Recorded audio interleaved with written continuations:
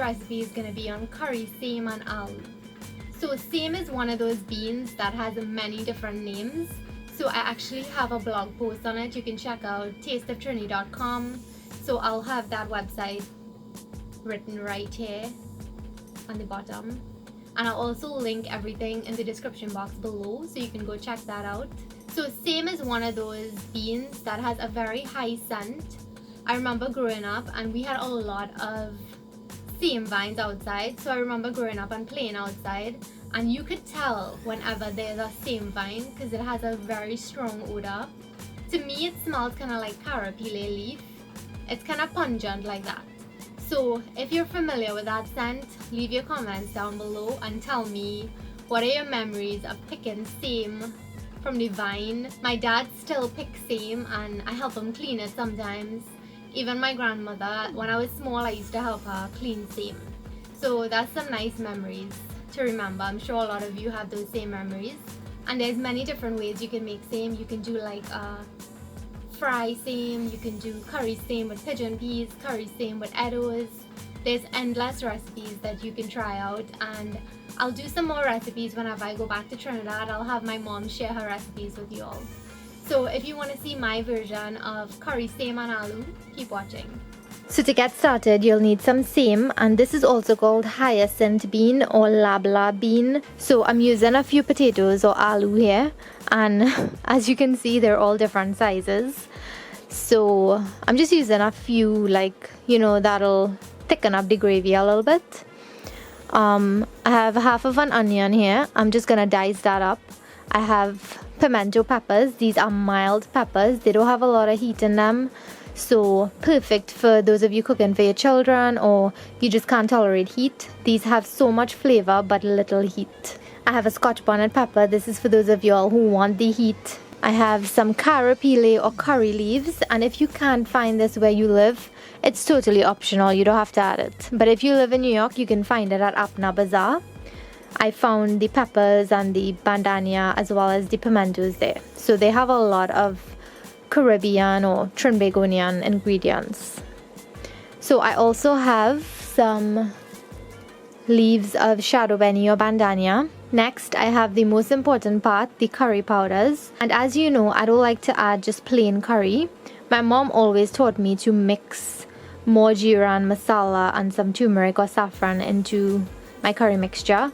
Although the curry already has all these things in it, I find that adding the little extra spices gives it a really nice flavor. So I have my curry powder here. You can use your favorite brand, whichever one you want to use. I have some roasted ground geera as well as some black amchar masala, and I have a little bit of turmeric or saffron powder. So you cut one end here and you pull. You want to get that really tough string off. See that? Then you come from the next side and you do the same. Now all you're gonna do is cut it in half. And if you want, some people like to crack the bean open. Honestly, you don't have to do it because as it cooks, it's gonna open up on its own. So I'm just gonna continue cleaning the seim now, and I will check you guys back when it's time to cook it. This takes me back to when I was small and I used to help my mom clean seim, or my grandma. Not just help, but just sit with them as they clean it. It was like a fun experience. I don't think children nowadays, they don't really do that. Like sit with their grandmother while they're cleaning seim. Everything's about social media now and being on your tablet and your phone. It's nice to just sit and clean shell peas or clean seim or something and have a nice little discussion. So I have my iron pot heating up here. You can use a cast iron or Dutch oven. I like to use my good old iron pot to cook any curry dishes, or actually any dishes for that matter. So I'm starting off with my heat on medium high, and I'm going in with a little bit of coconut oil. So you use whatever type of oil that you usually cook with. So once the oil is hot, you're gonna add your onions in.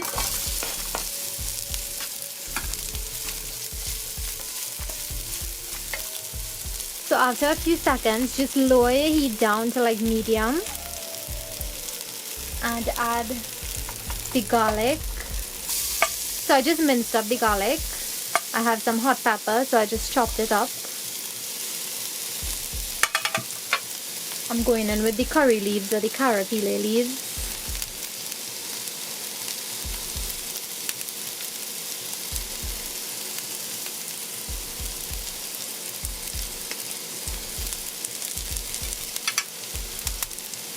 The pimento peppers, and I'm gonna add half of the chopped shadon beni or the bandhania.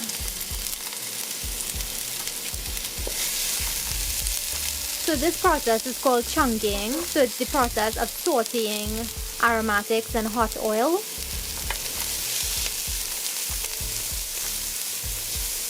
So you're just gonna let this chunky for about 30 seconds again. So I've just lowered the heat all the way down. So you want it on the lowest setting, because now we're going to toast up those lovely spices. So I'm going to add the curry, the turmeric or the saffron, the black amchar massala, as well as the roasted ground geera. So everything goes in together. And I'm just going to let that toast or parch, or as we would say it back home, you want to let it patch for a little bit. And then I'll just add a little bit of water to create a nice slurry. So after about a minute and a half of patching or parching, all I'm going to do is add a little bit of water because we want to pull this curry mixture together. And I'm going to take my heat back up to medium. And you just want this to cook and it's going to become nice and grainy. So I'll show you how that's gonna look. It's just a typical curry, just like how we'd curry anything, just like we'd curry chicken or any vegetables. It's the exact same way that I usually show you all how to curry. So you see how there's like a nice thick paste, and you'll notice that it's gonna get very grainy and the oils are gonna start to separate. So this is the stage that I wanted, so I'm gonna add my seim in.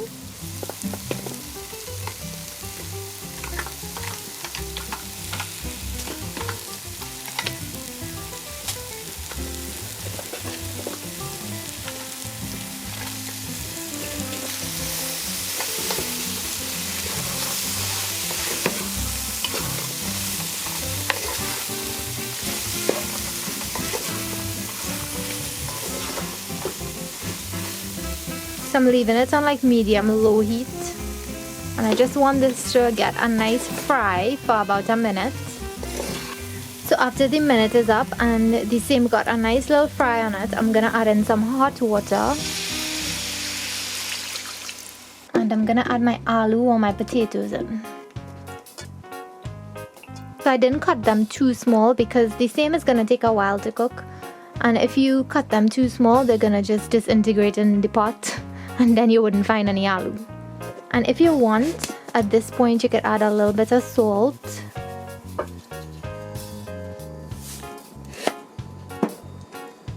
Right, just mix that in and cover it. So just cover it, let it cook for about 15 minutes, and I'll come back and show you how it looks after that time. So the seim and aloo has been cooking for about 20 minutes covered. So let me just feel the seim and see if it's nice and soft. Oh yeah, it's really nice. So this wasn't a very hard seim. It didn't take too long to cook. And let me check the aloo. Right, so the aloo is nice and cooked. So I'm just gonna break up some of the aloo because I want the sauce to have a little texture. So you see, that didn't take long to cook at all.